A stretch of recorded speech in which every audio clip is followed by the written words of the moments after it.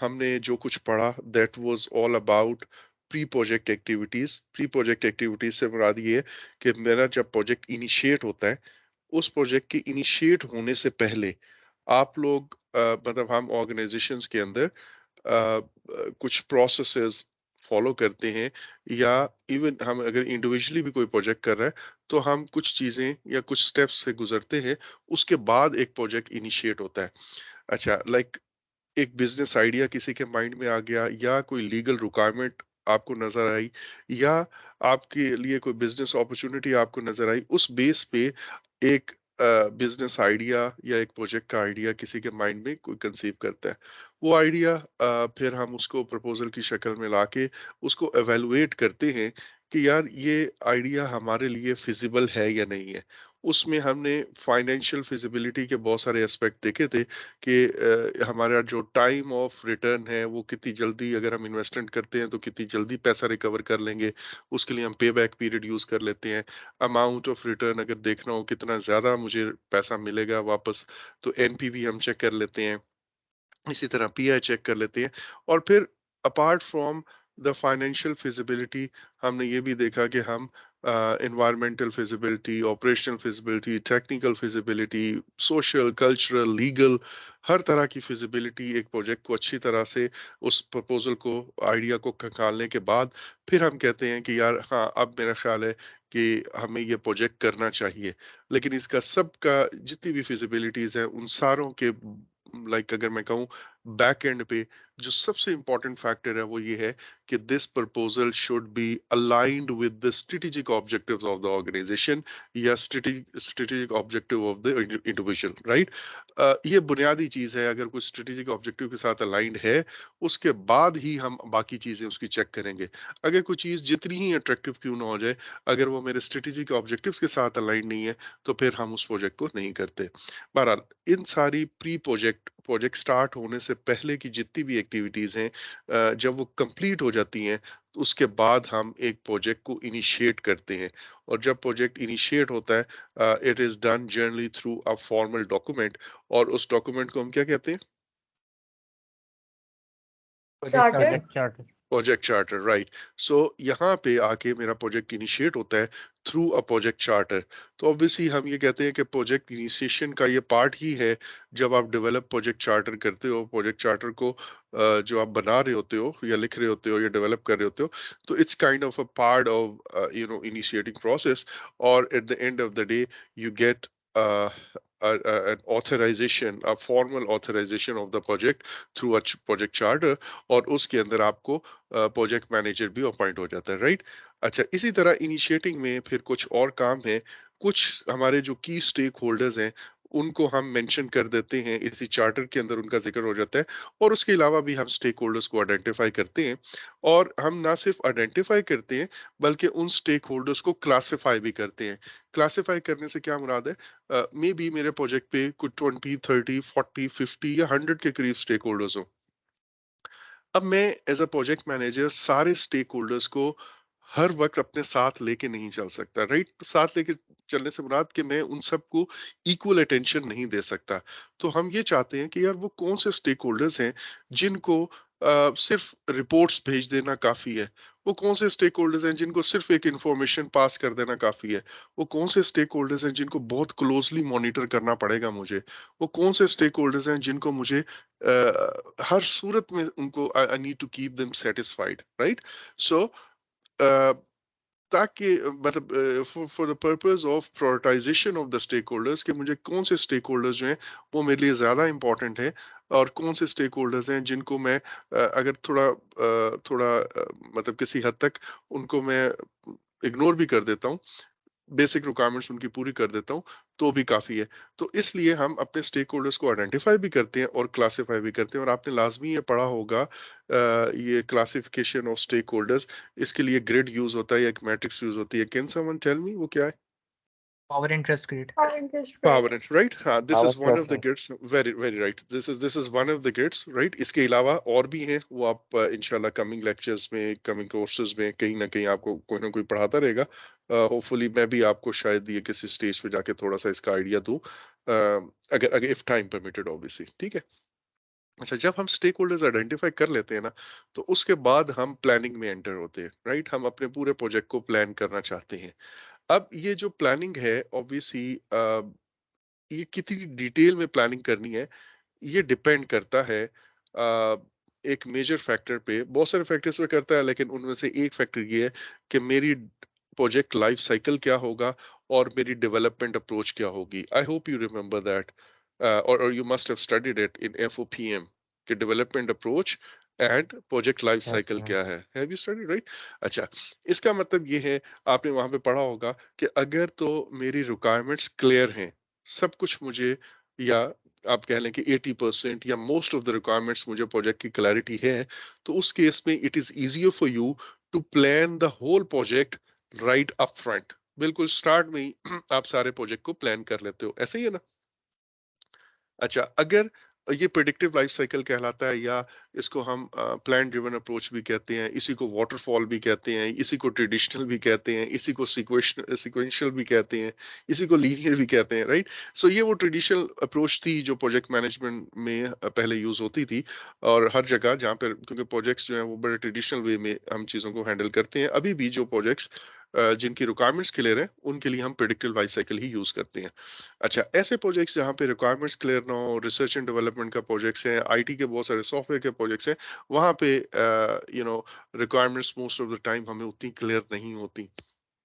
ऐसे केस में it is difficult for, जब रिक्वायरमेंट्स ही क्लियर नहीं है, तो it is difficult for us और प्रोजेक्ट मैनेजर और टीम मेंबर्स कि वो राइट अवे सारे का सारा अप फ्रंट ही अपने प्रोजेक्ट को प्लान करें। तो वो क्या करते हैं कि जनरल रोड मैप तो बना लेते हैं सारे प्रोजेक्ट का, लेकिन उसके बाद let's say 7 days, 10 days, 15 days के छोटे छोटे आइटरेशंस में, इनको स्प्रिंट्स भी कहते हैं, स्प्रिंट्स में, ठीक है, छोटे छोटे इंक्रीमेंट्स में काम करते हैं, थोड़ा थोड़ा प्लान करके, फिर हर इंक्रीमेंट या स्प्रिंट के बाद वो कस्टमर को बुलाते हैं, टीम मेंबर्स इकट्ठे होते हैं, आपस में डिस्कस करते हैं, रिक्वायरमेंट्स को रिफाइन करते हैं कि यार ये जो हमने 10 दिन में काम किया, what do you think, this is what you wanted, या ऐसे ही करते रहें, या चीजें चेंज करनी है, अपनी रिक्वायरमेंट्स रिफाइन करके रहते हैं।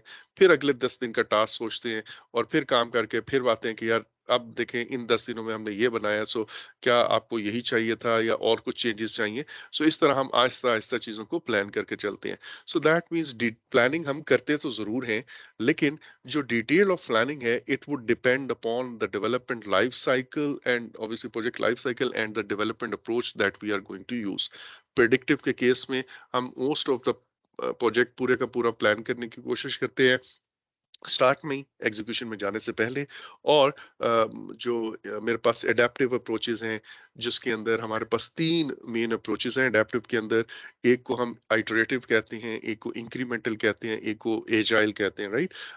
इस बारे में हम, अगर टाइम हुआ तो अगेन मैं कोशिश करूंगा कि आपको थोड़ा सा ओवरव्यू दे दूं एंड पे जाके, इस कोर्स के एंड पे जाके। अदरवाइज आप बाकी लेसन कोर्सेज में इसको लाजमी पढ़ते ही रहे होगे। एनीवेज सो पॉइंट वाज कि जब प्रोजेक्ट इनिशिएट हो जाता है, स्टेक होल्डर्स आइडेंटिफाई हो जाते हैं, उसके बाद हम प्लानिंग में एंटर होते हैं, राइट? और जो पहला 2 काम हम करते हैं प्लानिंग स्टार्ट करने के लिए, वो ये जानना है कि हमारा डेवलपमेंट अप्रोच क्या होगी, एंड हमारे लिए जो प्रोजेक्ट लाइफ साइकिल है वो क्या होगा। ये 2 चीजें जब मुझे पता चलती हैं, ओनली देन मैं इस काबिल होता हूँ कि यार अब मैं अपने प्रोजेक्ट को प्लान कर सकूं। इसके बगैर मेरी प्लानिंग स्टार्ट ही नहीं हो सकती, बिकॉज मुझे ये आइडिया ही नहीं होता कि मुझे सारा प्रोजेक्ट ऑल टुगेदर एक ही दफा प्लान करना है या छोटे इंक्रीमेंट्स में चीजें प्लान करनी है। Is it clear? The project life cycle time को कहेंगे यहाँ पे, जो टाइम नहीं, मेजरमेंट होगी स्केड्यूल। नहीं, नहीं, नहीं, नहीं, सिर्फ टाइम नहीं, इन जनरल भी देखें। प्रोजेक्ट लाइफ साइकिल बेसिकली, चले मैं थोड़ा सा टाइम इसमें लगा लेता हूँ। हमारे यहाँ कुछ प्रोजेक्ट्स ऐसे होते हैं जिनको आप ना, रिक्वायरमेंट्स आपको 100% क्लियर होती हैं, तो आपको पता है कि मेरा प्रोजेक्ट किन फेजेस के अंदर से गुजरेगा। फॉर एग्जांपल, अगर आपने कंस्ट्रक्शन करनी है, तो पहला काम क्या होगा? पेपर वर्क, थोड़ा सा मैप बनाना, डिजाइन करना, वो जो भी आर्किटेक्ट डिजाइन वगैरह होते हैं, एनओसीज अप्लाई करना, ऐसे ही है ना? अच्छा, उसके बाद यस सर। अगला फेज क्या आएगा? ये आपको बिल्कुल रिक्वायरमेंट्स क्लियर है, एज अ लेमैन भी, अगर आपने पहले कभी घर नहीं भी बनाया, तो ये चीजें आपको वैसे भी पता होंगी कि हम इसके बाद कुछ ग्राउंड प्रिपरेशन करते हैं, कुछ सॉइल टेस्टिंग अगर है तो वो करते हैं, अदरवाइज हम अपना फाउंडेशन ले करते हैं, ग्राउंड प्रिपरेशन करते हैं, राइट? उसके बाद अगला स्टेप क्या होता है, हम कॉलम्स इरेक्शन यहाँ पे आती है कि हम अपने पिलर्स जो हैं वो खड़े करते हैं, फिर वॉल्स बनती हैं, फिर उसके बाद हमारा पहला स्लैब या जिसको हम लेंटर कहते हैं वो डलेगा, एंड सो ऑन।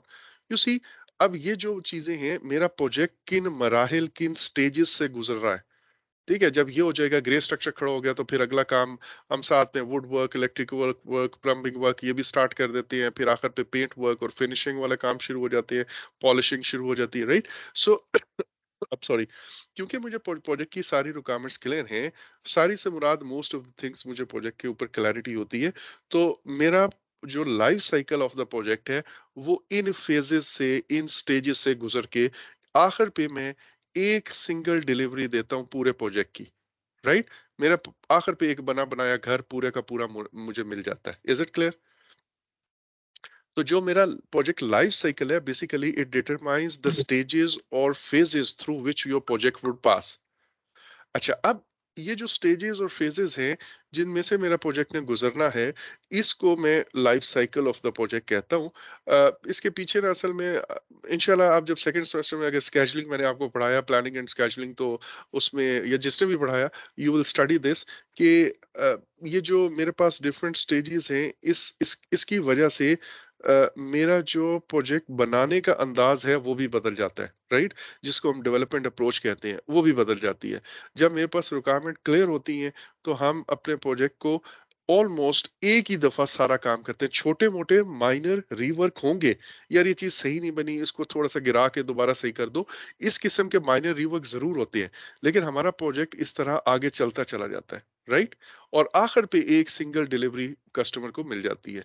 लेकिन जहाँ पे रिक्वायरमेंट्स क्लियर ना हो, वहाँ पे हम इस तरह सीक्वेंस में चीज़ें प्लान ना बना सकते हैं, ना प्लान कर सकते हैं। तो वहाँ पे लाइफ साइकिल थोड़ा-सा डिफरेंट होता है। वहाँ पे इस तरह होता है, लेट्स से आपने एक वेबसाइट बनानी है, कोई ऐप बनानी है, अब रिक्वायरमेंट्स आपको भी क्लियर नहीं है, मुझे भी क्लियर नहीं है। मैं आपका बिकॉज़ आप जब तक एक्सप्लेन नहीं करेंगे कि क्या बनाना है, तो मैं कैसे ये डिसाइड कर सकता हूँ कि कैसे बनाना है, राइट? तो उस पे हमारी ना एक डिस्कशन होती है। हम 5-6 दिन आपसे रिक्वायरमेंट्स गैदर करके, आप मेरे क्लाइंट हैं, मैंने आपसे डिस्कशन की, मेरी टीम गई, उनको मैंने ब्रीफ किया और हमने 5 या 6 दिन काम किया, 10 दिन काम किया, व्हाटएवर। अब जो भी चीज़ मुझे बनानी है, उसका मैं एक लेट्स से कागज़ पे एक ड्राइंग बना के या कंप्यूटर पे सिमुलेशन के थ्रू या कोई प्रोटोटाइप बना के, वो मैंने आपको दिखाया कि यार this is what you wanted. हमने इस पे आपकी बातें, सारी रिक्वायरमेंट्स इकट्ठी की हैं और उसके हिसाब से हमें ये लग रहा है कि दिस इज़ इस तरह की कोई चीज़ आप बनवाना चाह रहे हैं, राइट? अच्छा, अब उसके बाद अब कुछ बातें आप कहेंगे हाँ ये ठीक है, ये चीज़ गलत है, ये चीज़ ऐड कर दो, ये इसमें डिलीट कर दो। कुछ चीज़ें मेरी क्यूरी होंगी कि यार अगर आपको लेट्स से 500 यूज़र के लिए ये ऐप बनानी है, तो आपका सर्वर थोड़ा-सा छोटा होगा, लेकिन अगर आपको यही चीज़ 10,000 यूज़र्स के लिए बनानी है, तो सर्वर आपको बहुत बड़ा लेना पड़ेगा। सो आप क्या चाह रहे हैं? अब वो कस्टमर को पता ही नहीं होता सर्वर कि क्या रिक्वायरमेंट होगी, है ना? तो इस तरह हम कुछ फीडबैक लेके फिर कहते हैं अच्छा चलें ठीक है। अब आप और एक ही चीज़ हमें और बता दें कि आपका ये जो ऐप है ये किस प्लेटफ़ॉर्म पे चलनी है? ये कंप्यूटर पे चलनी है, मोबाइल पे, एंड्रॉयड पे चलनी है या आपके पास आईफ़ोन्स पे चलनी है, ये क्या है ये? ठीक है? तो ऑपरेटिंग सिस्टम कौन-सा होगा? तो इस तरह की कुछ रिक्वायरमेंट्स हमने पूछी, फिर अगले 7 दिन काम किया। तो अब आप देखिए कि वही चीज़ पे शायद दोबारा काम हो रहा हो। है ना? जैसे घर के केस में क्या था कि हम ग्रेजुअली एक चीज़ को एक दफ़ा बना के आगे चलते चले जा रहे हैं। लेकिन यहाँ पे क्या हो रहा है? आप उसी चीज़ को बार-बार रिपीट कर रहे हो, फिर रिफाइन करोगे, फिर आगे बनाओगे, फिर कस्टमर को बुलाओगे, फिर रिफाइन करोगे, करेक्ट? ऐसे ही है ना? Yes sir. अच्छा, अब ये जो काम है या फिर आप कहोगे कि अच्छा यार ये एक मैंने एक आपको वेबसाइट बना दी है, ये स्टैटिक वेबसाइट है, इसमें कोई बटन-शटन कोई नहीं लगा हुआ, इससे कोई जिन-भूत नहीं निकलेगा, सिर्फ़ आपकी जो भी ऑर्गनाइज़ेशन है ना उस लेट्स से मैंने अपनी ऑर्गनाइज़ेशन बनाई, I provide trainings project management training, software trainings और ये ट्रेनिंग्स हैं, इसकी इतनी-इतनी फीस है बस।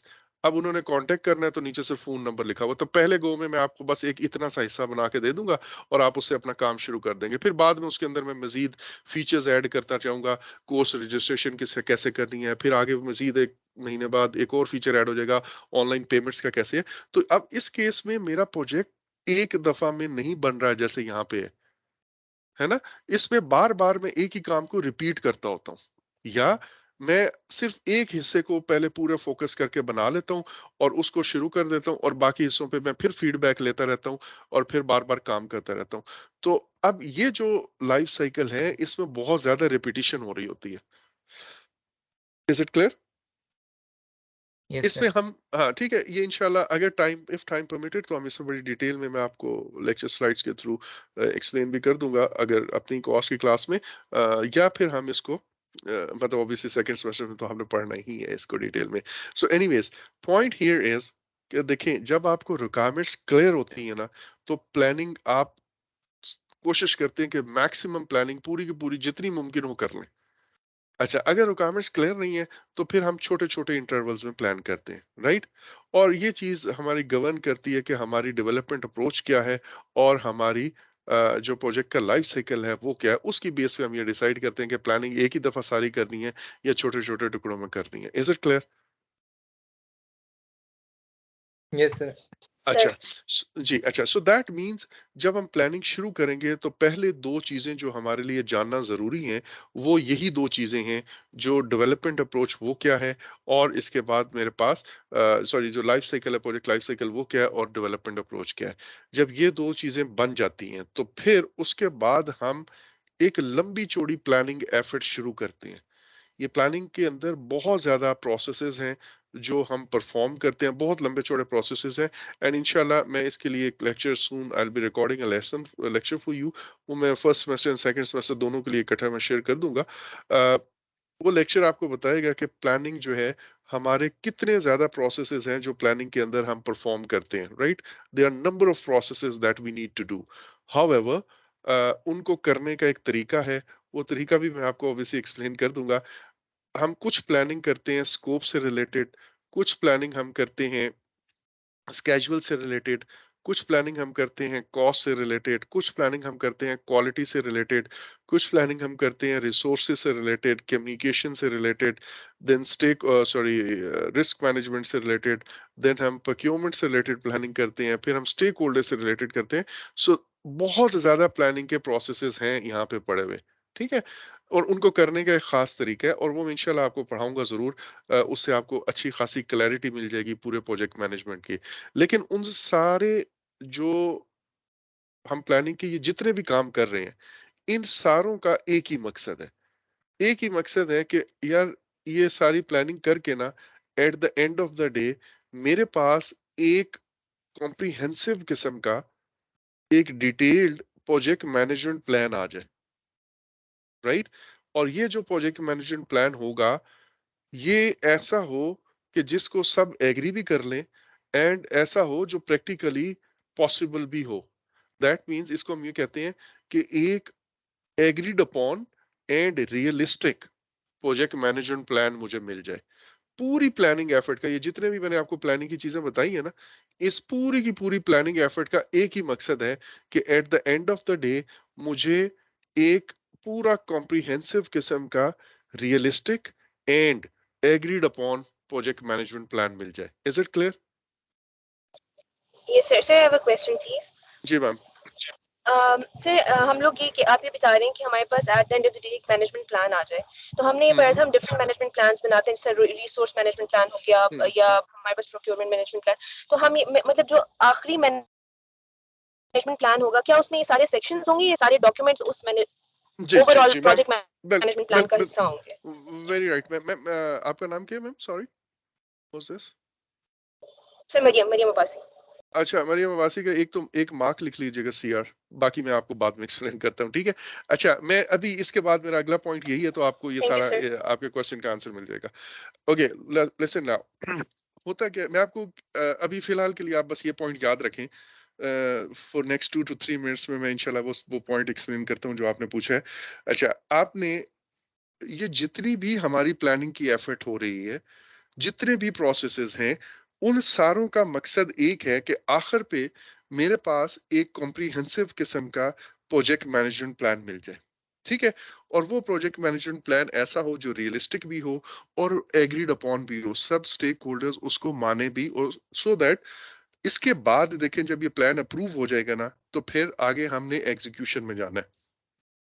तो एग्जीक्यूशन के लिए ये plan would act as a reference. Is it clear? This project management plan would act as a reference for execution. At the same time, जब हम एग्जीक्यूशन कर रहे होंगे तो हम अपनी परफॉर्मेंस भी मॉनिटर एंड कंट्रोल कर रहे होंगे। दो चीजें हैं, ठीक है। मैं इसको अब मैं बाकी सारा इरेज कर रहा हूँ। सो अब अगर आप ये देखें कि सबसे पहले हमने प्रोजेक्ट को इनिशिएट किया, राइट, मैं सिर्फ आई लिख रहा हूँ यहाँ पे, प्रोजेक्ट को इनिशिएट कर दिया। उसके बाद मैं कह रहा हूँ कि प्रोजेक्ट प्लान होगा, राइट। और पूरी की पूरी प्लानिंग एफर्ट का मकसद ये है कि at the end of the day मेरे पास एक agreed upon and realistic project management plan आ जाए, राइट। एक पीएमपी में लिख रहा हूँ, ठीक है, प्रोजेक्ट मैनेजमेंट प्लान लेट से मेरे पास आ जाए, और ये ऐसा हो जो रियलिस्टिक हो, सब इसको माने भी और सब इस पे अमल करें। इसके बाद जब प्लानिंग खत्म हो जाएगी, ये प्लान अप्रूव हो जाएगा, तो फिर हमने एग्जीक्यूशन में जाना है। एग्जीक्यूशन मैंने जो काम करने हैं, एग्जीक्यूट करने हैं, वो किसको सामने रख के करने हैं? ऑब्वियसली जो मैंने प्लान बनाया है, उस प्लान को रख के ही मैं एग्जीक्यूट करूंगा, राइट। और अपनी परफॉर्मेंस को मैंने मॉनिटर एंड कंट्रोल करना है। तो मैं कैसे मॉनिटर एंड कंट्रोल करूंगा? I will compare my actual performance with my plan. Let's say अगर मैं आपको ये कहता हूँ, हमारी जो कोर्स आउटलाइन है वो हमारा प्लान था, और उस कोर्स आउटलाइन के मुताबिक आज मुझे लेक्चर नंबर 9 पढ़ाना था, ऐसा ही है। अच्छा, अब मैंने उस कोर्स आउटलाइन को सामने रख के अपना पूरे लेक्चर्स की एग्जीक्यूशन शुरू की। However because of some factors, some reason, some unknown factors कह लें या नोन फैक्टर्स कह लें, उसकी वजह से मैं उस तरह चीजों को एग्जीक्यूट नहीं कर पाया जिस तरह प्लान था। तो अब अगर मुझे अपनी परफॉर्मेंस मॉनिटर करनी है, तो मैं ऐसे करूंगा कि यार आज 9th वीक है, और 9th वीक में मुझे ये 9th लेसन पढ़ाना था। हाउएवर मैं इस वक्त एक्चुअली लेसन नंबर 7 पढ़ा रहा हूँ। इसका मतलब क्या है? मैं I am lagging behind, right, I am lagging behind. So ये मैंने मॉनिटर किया खुद को, अपनी परफॉर्मेंस को।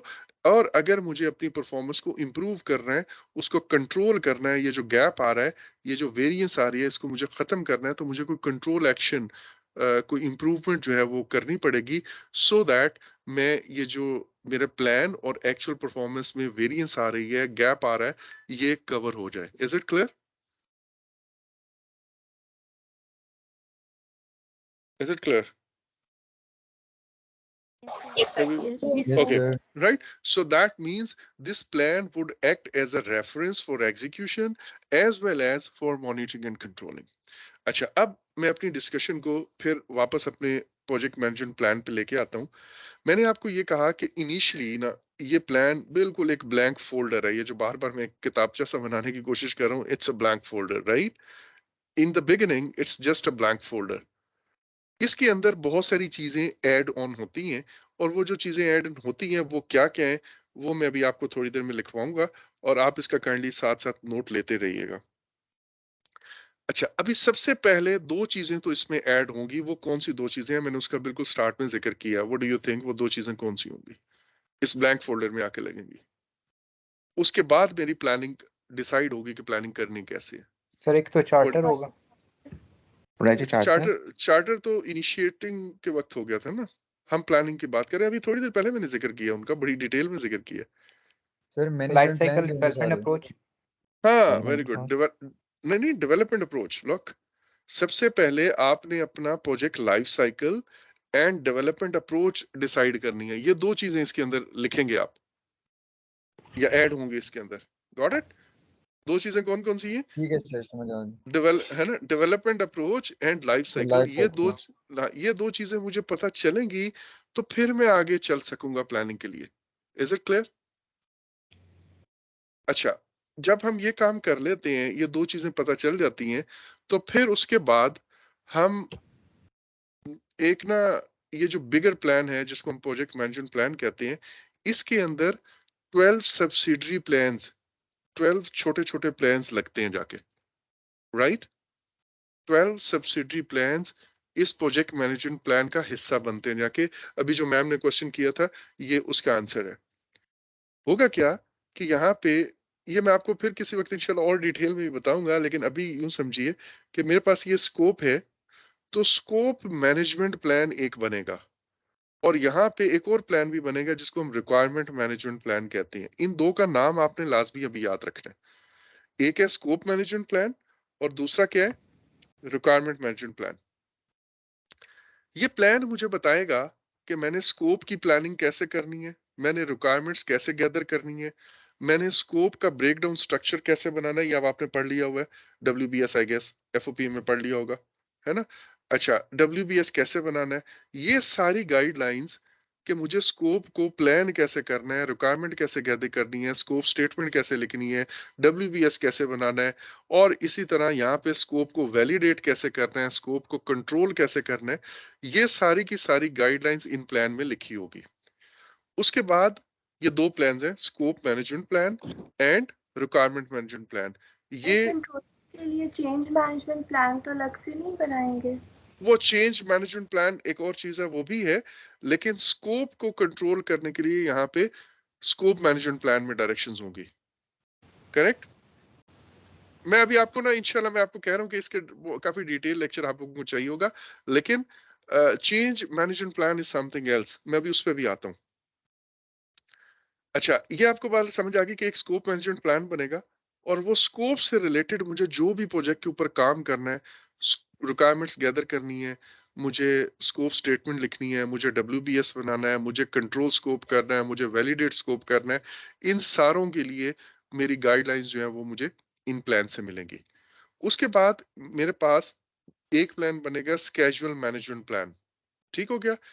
ये साथ साथ प्लीज नोट डाउन करते जाइए। पहला बना स्कोप मैनेजमेंट प्लान, साथ में रिक्वायरमेंट मैनेजमेंट प्लान, ये दो प्लान्स हो गए। तीसरा है स्केड्यूल मैनेजमेंट प्लान। उसके बाद एक और बनेगा कॉस्ट मैनेजमेंट प्लान, राइट।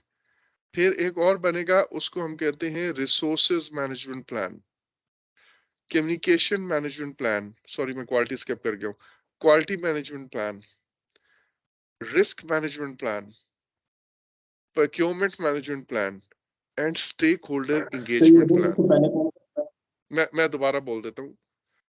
पहला है scope management plan, requirement management plan, schedule management plan या टाइम मैनेजमेंट प्लान, जो भी आप इसको कह रहे हैं, and then cost management plan, उसके बाद quality management plan, then resources management plan, communication management plan, और उसके बाद risk management plan, procurement management plan and stakeholder engagement plan. ये कितने हो गए? 10 हो गए ना? I hope you have been able to write it down, everyone, है ना? Yes, sir. अच्छा, Yes. Yes, so sir, 10 ये 10 plans, ये 10 plans जाके वो भी इसी प्रोजेक्ट मैनेजमेंट प्लान का हिस्सा बन जाते हैं, राइट। इनिशियली वो सिर्फ एक ब्लैंक फोल्डर होता है। अब ये 12, एक्चुअल में 10 मैंने भी बोले, 2 रहते हैं, मैं बताता हूँ अभी। ये 10 प्लान्स तो इधर चले गए। इन 10 प्लान्स के अलावा 2 प्लान्स और भी इधर जाते हैं। एक है चेंज मैनेजमेंट प्लान। अच्छा, अब ये जो चेंज कड़ी म्यूट रखिएगा खुद। जो चेंज मैनेजमेंट प्लान है वो क्या करता है? वो आपको ये गाइड करता है कि आपने प्रोजेक्ट के ऊपर चेंजेस कैसे मैनेज करनी है। अगर किसी को कोई चेंज इनिशिएट करनी है, चेंज रिक्वेस्ट इनिशिएट करनी है, चाहे वो स्कोप से रिलेटेड हो, चाहे स्केड्यूल से रिलेटेड हो, चाहे क्वालिटी की हो, जो भी चेंजेस आपने करनी है, वो चेंजेस आपने कौन सा फॉर्म यूज करेंगे, उन चेंजेस को लॉग पे कैसे नोट डाउन करेंगे, फिर ये चेंजेस किसके सामने रखी जाएंगी, वो जिसके सामने रखी जाएंगी, let's say change control board है एक, उस चेंज कंट्रोल बोर्ड में कौन कौन लोग बैठेंगे, वो क्या क्या चीजें कंसीडर करेंगे, उसकी बेस पे वो कैसे चेंजेस को अप्रूव कर सकते हैं, रिजेक्ट कर सकते हैं या डेफर कर सकते हैं। ठीक है, इस बारे में कुछ गाइडलाइंस होंगी। फिर चेंजेस अगर अप्रूव हो गई हैं या रिजेक्ट हो गई हैं तो जो कंसर्न लोग हैं उनको कैसे अपडेट करना है इसके बारे में, and so on.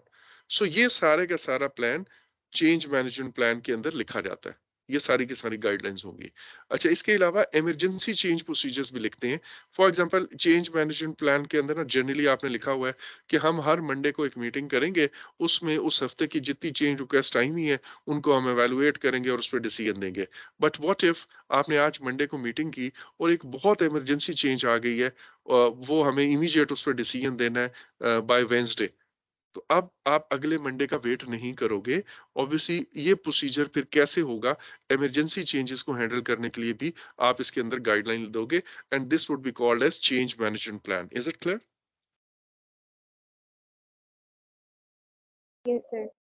Okay, so ये हमारा 13th प्लान होगा, सॉरी 11th प्लान हो गया, और जो 12th प्लान है उसको हम कहते हैं कॉन्फ़िगरेशन मैनेजमेंट प्लान।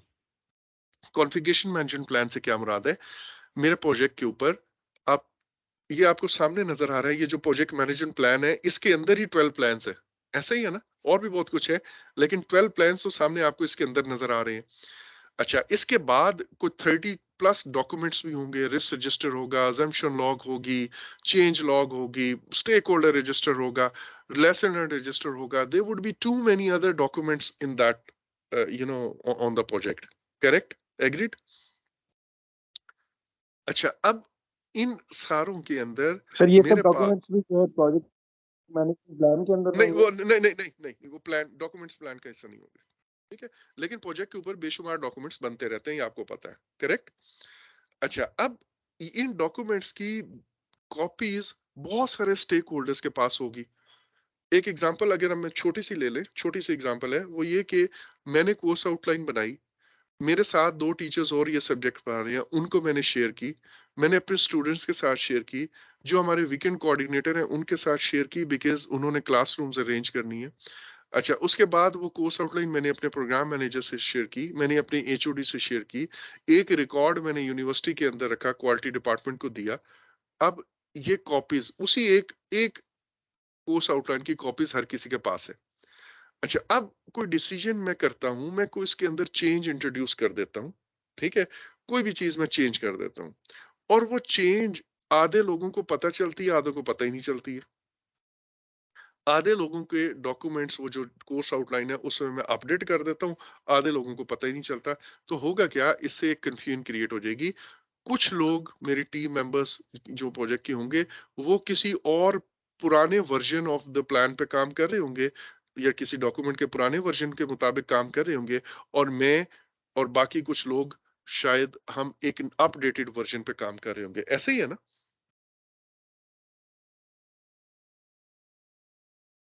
जवाब दे दें। Yes sir, okay, yes sir. So ऐसे, सो अब क्या होता है कि हम कॉन्फ़िगरेशन मैनेजमेंट प्लान के अंदर इस तरह की गाइडलाइंस देते हैं कि जिससे ये इंश्योर हो सके कि हमारे प्रोजेक्ट के ऊपर जितने भी प्लान्स की कॉपीज पड़ी हुई हैं और जितने भी डॉक्यूमेंट्स की कॉपीज पड़ी हुई हैं, उन सारों के अंदर अगर कोई चेंजेस हों तो वो सारे के सारे लोगों को कन्वे भी हो जाए और वो अपने लेटेस्ट अपडेटेड वर्जन्स पे काम कर रहे हो। We want that everybody on our project or every stakeholder should have the recent updated version of the plans and documents. Is it clear? Yes sir. Sir अच्छा, इसी बात, को इंटीग्रेशन मैनेजमेंट प्लान भी कहेंगे? जी सॉरी, इसी को integration management plan भी कहेंगे? नहीं नहीं, ये कॉन्फ़िगरेशन मैनेजमेंट प्लान है, ऐसा इंटीग्रेशन मैनेजमेंट प्लान नहीं होता, ठीक है? ये कॉन्फ़िगरेशन मैनेजमेंट प्लान है, राइट? अच्छा, अब ये जो कॉन्फ़िगरेशन मैनेजमेंट प्लान है, ये इंश्योर ये करता है कि सबके पास एक ही अच्छा, मैंने अभी आपको कहा कि फॉर एग्जाम्पल मेरे प्रोजेक्ट के अंदर जो प्रोजेक्ट मैनेजमेंट प्लान है उसके अंदर एक चीज होती है बेस लाइन, में अभी उस पर आता हूँ, कॉस्ट बेस लाइन, और उसमें हमारा एक बजट लिखा हुआ है। लेट्स से हमारा बजट है 60 मिलियन का। अब उसके अंदर चेंज आ जाती है, चेंज आ जाती है 65 मिलियन। अब आप सोचेंगे वर्ड 65 मिलियन या बजट कितनी जगहों पे पूरे प्रोजेक्ट में कोट, एक ही प्लान के अंदर कोट हुआ होगा, एक ही कॉपी के अंदर, एक ही डॉक्यूमेंट के अंदर भी हो सकता है ये 6 पैराग्राफ्स में कहीं मुख्तलिफ चैप्टर्स में मुख्तलिफ जगह ये अमाउंट कोट हुई भी हो। ऐसे ही है ना? तो हाउ वुड यू इंश्योर कि यार ये उस किताब के अंदर भी, उस एक प्लान के अंदर भी और बाकी जगह पे भी जहां जहां इस बजट का रेफरेंस है, वहां हर जगह वो अमाउंट्स अपडेट हो जाए। सो ये इंश्योर करने के लिए जो हमारे पास प्लान होता है उसको हम कॉन्फ़िगरेशन मैनेजमेंट प्लान कहते हैं। Is it clear? Yes, So sir. I assume sir this is ये clear. Sir I have a जी क्वेश्चन। सर जी ये जी वाला मैम। जो मैनेजमेंट प्लान है ये सिर्फ चेंजेस के साथ लिंक्ड होता है या किसी और चीज इसके अलावा भी लिंक्ड होते हैं? हाँ, मेनली अपडेट्स से रिलेटेड ही है, मेनली अपडेट्स से रिलेटेड ही है। सही है ठीक है, सर। अच्छा। अब एक और चीज, सो अभी तक हमने क्या कहा कि हमारे इस प्रोजेक्ट मैनेजमेंट प्लान के अंदर एक हमारे पास होगा डेवलपमेंट लाइफ साइकिल, उसके बाद डेवलपमेंट अप्रोच या project life cycle and development approach, उसके बाद 12 प्लान्स होंगे। ये प्लान्स कौन कौन से हैं मैंने आपको बता दिया हुआ है। और इसके अलावा 4 बेस लाइन्स होती हैं, बेसिकली 3 बेस लाइन्स होती हैं, चौथी बेस लाइन उन्हीं का कॉम्बिनेशन है। ठीक है, ये अब आपको पता होना चाहिए, इनके नाम सुन लें अभी, बाकी इनकी डिटेल्स हम आगे जाके गाहे बगाए ये पढ़ते रहेंगे तो आपको मजीद क्लैरिटी हो जाएगी। एक हमारे पास एक बेस लाइन होती है जिसको हम स्कोप बेस लाइन कहते हैं। ठीक हो गया, एक बेस लाइन होती है जिसको हम स्कोप बेस लाइन कहते हैं। स्कोप बेस लाइन के अंदर 3 चीजें हैं, ये नोट कर लें। पहली baseline is called as scope baseline, और स्कोप बेस लाइन के अंदर 3 चीजें हैं। Number 1 scope statement, number 2 WBS, number 3 WBS dictionary. I repeat, हमारे पूरे प्रोजेक्ट मैनेजमेंट प्लान के अंदर 2 तो ये हो गई development approach and project life cycle, 12 plans and then 4 baselines. उन 4 बेस लाइन्स में जो मेरी पहली बेस लाइन है उसको हम कह रहे हैं स्कोप बेस लाइन, और स्कोप बेस लाइन के अंदर 3 कंपोनेंट्स हैं, एक स्कोप स्टेटमेंट है, एक WBS है और एक WBS डिक्शनरी है। Have you written it, everyone? Yes, sir. जी Yes, sir. sir. Okay. Yes sir. तो एक बेस लाइन तो होगी स्कोप बेस लाइन, दूसरी है स्केजुअल बेस लाइन। ठीक हो गया, और तीसरी बेस लाइन है cost base line. So 3 base lines, number 1 scope base line, number 2 schedule base line, number 3 the cost base line. Correct? Yes, sir. जी अच्छा सर। अच्छा, और फिर एक और बेस लाइन होती है, वो मैं आपको पढ़ाऊंगा इंशाल्लाह towards may be by the end of 12th lecture, मेरे ख्याल है ये हम पढ़ेंगे इसको। एक बेस लाइन होती है उसको हम परफॉर्मेंस मेजरमेंट बेस लाइन कहते हैं, PMB, performance measurement base line, PMB। अच्छा, ये जो परफॉर्मेंस मेजरमेंट बेस लाइन है, it is basically a combination of all 3 base lines. इसी एक ही बेस लाइन के अंदर, परफॉर्मेंस मैनेजमेंट बेस लाइन के अंदर, हम स्कोप बेस लाइन को, स्केजुअल बेस लाइन को और कॉस्ट बेस लाइन को इकट्ठा कंबाइन कर देते हैं। ये कैसे करते हैं, ये होती क्या है, ये सारी डिटेल्स आप आहिस्ता आहिस्ता पढ़ोगे, लेकिन अभी के लिए जस्ट रिमेंबर कि performance management base line is a combination of scope base line, schedule baseline and the cost baseline, right? Is it clear? इतना बात समझ आ गई है? Yes, sir. Yes, sir. अच्छा, so ये जो मैंने आपको जितनी इंफॉर्मेशन दिया, आई नो अभी आपके लिए it would be too much of information. I just want कि over the next you know maybe couple of weeks आप इसको अच्छी तरह से डाइजेस्ट करें, ये आपको बाकी कोर्सेज में भी हेल्प करेगी, चीजों को रिलेट करने की कोशिश करें। फिर मैं इंशाल्लाह आपको by that time I will share a video lecture with you, वो आपको मजीद इस प्लानिंग की डेप्थ में जाके चीजें समझा देंगे। सो उस वक्त आपको ये वाले जो मैंने बेसिक आप कहने की एक इंट्रोडक्शन दी है प्रोजेक्ट मैनेजमेंट प्लान का, it will help you actually. अच्छा, सो अब मैं आपको दोबारा लेके आता हूँ प्लानिंग की तरफ। प्लानिंग के अंदर हम करते ये हैं कि हमारा पूरी की पूरी प्लानिंग के अंदर बेशुमार प्रोसेसेस हैं जो हम करते हैं, अबाउट 25 प्रोसेसेस लेट्स से हैं। ये 25 के 25 प्रोसेसेस का मकसद सिर्फ ये है कि आखिर पे ना हम एक प्रोजेक्ट मैनेजमेंट प्लान ऐसा बना लें जो एग्रीड अपॉन हो, जो रियलिस्टिक हो।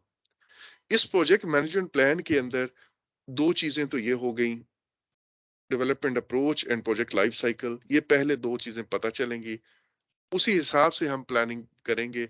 अगर तो प्रेडिक्टिव लाइफ साइकिल है तो सारी की सारी प्लानिंग हम कोशिश करते हैं शुरू में ही कर लें, अदरवाइज अगर ये अडेप्टिव है तो हम छोटे छोटे स्प्रिंट्स में प्लान करेंगे। अच्छा, जब ये पता चल जाता है तो उसी हिसाब से फिर हम ये 12 प्लान्स बनाते हैं।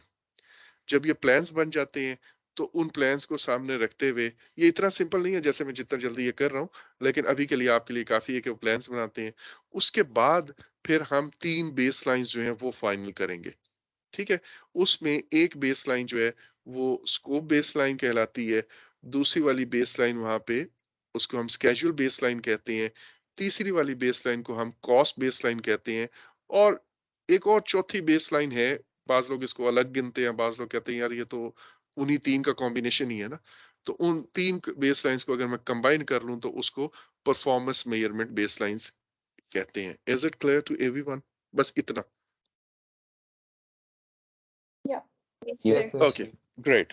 अच्छा, अब मैं आपको ना कुछ बहुत सारी चीजें दरमियान से स्किप करके मैं डायरेक्टली आपको यहाँ पे ला रहा हूँ कि स्कोप के अंदर जब मेरे पास इधर स्टेक होल्डर्स आइडेंटिफाई हो गए, यहाँ पे इनिशिएटिंग के वक्त जब मैंने प्रोजेक्ट इनिशिएट किया तो दो काम मैंने किए। एक तो मैंने चार्टर इशू हुआ ना मेरा यहाँ पे, जिसके थ्रू प्रोजेक्ट ऑथराइज हुआ, प्रोजेक्ट मैनेजर का नाम मिला, हाई लेवल रिस्क पता चले, हाई लेवल रिक्वायरमेंट्स पता चली एंड सो ऑन। दूसरा, मैंने इनिशिएटिंग के अंदर स्टेक होल्डर्स को आइडेंटिफाई कर लिया, करेक्ट? उसके बाद उसके बाद कुछ स्टेप्स को मैं स्किप कर रहा हूं और मैं इस जगह पे आ रहा हूं स्कोप के अंदर। यहाँ पे मैं करता ये हूं कि अपने सारे स्टेक होल्डर्स से उनकी रिक्वायरमेंट्स गैदर करना शुरू करता हूं, राइट?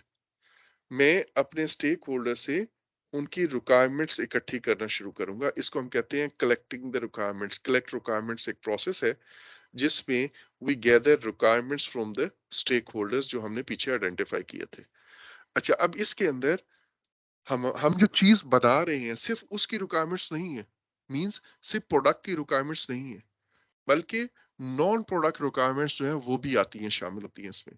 फॉर एग्जांपल, मैंने अपना प्रोजेक्ट मेरी यूनिवर्सिटी में हम ये कहते हैं कि यार हमारा कोई प्रोजेक्ट चल रहा है और उस प्रोजेक्ट की वजह से कोई बिल्डिंग हम खड़ी कर रहे हैं, या हम एक काम ये चाह रहे हैं कि यार सेंट्रलाइज्ड एयर कंडीशनिंग सिस्टम जो है वो बिजनेस स्कूल में आ जाए।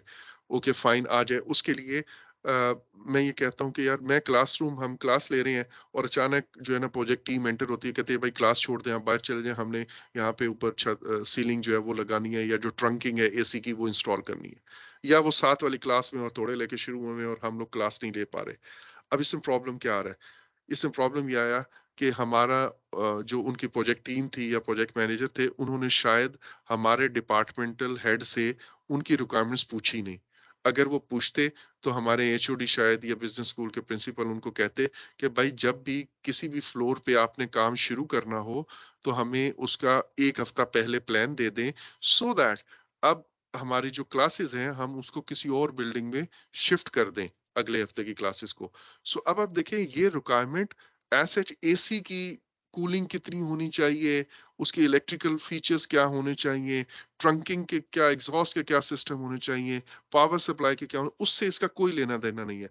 जो प्रोडक्ट हम बना रहे हैं उससे इससे कोई लेना देना नहीं है, ये प्योरली एडमिनिस्ट्रेटिव रिक्वायरमेंट है। Is it clear?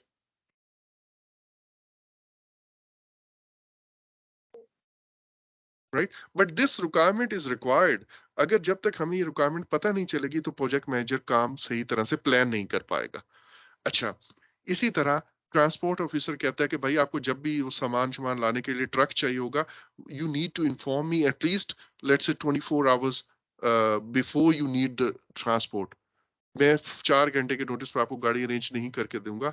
तो अब ये requirement again in administrative requirement, और वो भी मुझे उधर से मिली है। अकाउंट्स डिपार्टमेंट कहता है कि यार आपने अकाउंट्स अपने सारी रसीदें इस तरह मेंटेन करनी है, राइट? अच्छा, इसी तरह लेट्स से एक रोड कंस्ट्रक्शन का प्रोजेक्ट है, तो रोड कंस्ट्रक्शन में जो मैंने रोड बनानी है वो मेरी प्रोडक्ट है। ये कितनी चौड़ी होगी, क्या इसकी लेंथ है, क्या इसकी हाइट होगी, इसमें कैटाइज और मार्किंग ऑफ द रोड वो भी मेरे प्रोजेक्ट का हिस्सा है या नहीं है, पानी का जो ड्रेन है वो भी मेरे प्रोजेक्ट का हिस्सा है या नहीं है, या इस पे जो पोल्स लगने, इलेक्ट्रिकल पोल्स हैं, फुटपाथ्स हैं, वो भी मेरे प्रोजेक्ट का हिस्सा है या नहीं है। मींस ये जो प्रोडक्ट मैं बना रहा हूँ ये तो इस प्रोडक्ट की रिक्वायरमेंट है, लेकिन यहाँ पे लोगों से मैंने मीटिंग्स भी करनी होंगी, मैंने यहाँ पे एक प्रोजेक्ट साइट ऑफिस भी बनाना होगा, उनके लिए टीम के लिए कुछ कैंटीन कैफेटेरिया भी कोई होगा, मे बी यहाँ पे कोई जाय नमाज वगैरह भी होगी, कुछ लोगों को शायद वहां पे रुकना भी हो, उनके लिए कोई बंक्स वगैरह के अरेंजमेंट भी करने हैं। अच्छा, फिर मेरे टीम मेंबर्स ने लेट से कराची भी जाना है, मुझे अखबार में ऐड भी देने हैं मटेरियल के, प्रोक्योरमेंट के, टेंडर शेंडर के। तो अब देखिए ये जितनी रिक्वायरमेंट्स मैंने अब बोली हैं ये डायरेक्ट प्रोडक्ट की रिक्वायरमेंट्स नहीं है, जो चीज मुझे बनानी है, रोड कितनी चौड़ी होगी उसकी रिक्वायरमेंट नहीं है ये रिक्वायरमेंट है साथ में प्रोजेक्ट मैनेजमेंट की। Is it clear? Yes sir.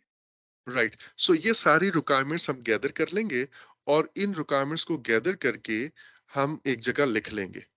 अब वो कैसे लिखते हैं, इसके लिए क्या चीज यूज होती है, उसको हम छोड़ देते हैं। लेकिन हमने जो ये व्हाइट वाला पहला काम किया स्कोप के अंदर, वो ये किया कि रिक्वायरमेंट गैदर कर ली। इन रिक्वायरमेंट को अब मैंने इकट्ठा किया, इसमें कुछ होंगी जो मेरे प्रोडक्ट से रिलेटेड रिक्वायरमेंट होंगी, कुछ होंगी जो नॉन प्रोडक्ट की रिक्वायरमेंट होंगी। फॉर एग्जांपल सेफ्टी की रिक्वायरमेंट्स क्या हैं, लीगल रिक्वायरमेंट्स क्या हैं, अच्छा उसके बाद क्वालिटी की रिक्वायरमेंट्स क्या हैं, उसके बाद फंक्शनल रिक्वायरमेंट्स क्या हैं, वो प्रोडक्ट से रिलेटेड होंगी, ऑपरेशनल रिक्वायरमेंट्स क्या हैं, ठीक है, और कोई वारंटी वगैरह की रिक्वायरमेंट्स हैं वो क्या है, एंड सो ऑन। तो ये जितनी रिक्वायरमेंट्स हैं उनको हमने इकट्ठा किया, उन रिक्वायरमेंट्स को फिर मैंने एक स्कोप स्टेटमेंट की शक्ल दे दी, और इसको हम कहते हैं defining the scope. I defined my scope, और उस स्कोप के अंदर वो मैंने जितनी भी रिक्वायरमेंट्स थी उनको एक स्कोप स्टेटमेंट की शक्ल में ले आया। अब क्योंकि मेरी रिक्वायरमेंट्स सिर्फ प्रोडक्ट से स्पेसिफिक नहीं थी, इसलिए मेरे स्कोप के अंदर भी सिर्फ प्रोडक्ट से स्पेसिफिक स्कोप नहीं होगा, नॉन प्रोडक्ट स्कोप भी होगा। ये दोनों product scope and non product scope combined together, it will become the project scope. Is it clear? Yes sir, आप इसको प्लीज थोड़ा सा एलैबोरेट कर सकते हैं जो नॉन प्रोडक्ट स्कोप है। नॉन प्रोडक्ट स्कोप, ये अभी मुझे देखे ना, जो प्रोडक्ट है वो है मेरा road construction, correct yes ma'am? Sir. अच्छा, तो मैंने अब रोड कंस्ट्रक्शन के लिए मुझे वहां पे एक साइट ऑफिस बनाना पड़ रहा है, कैंटीन बनानी पड़ रही है, ठीक है, जाय नमाज एक बनानी पड़ी है जहाँ पे लोग नमाज ठीक है। पढ़ेंगे।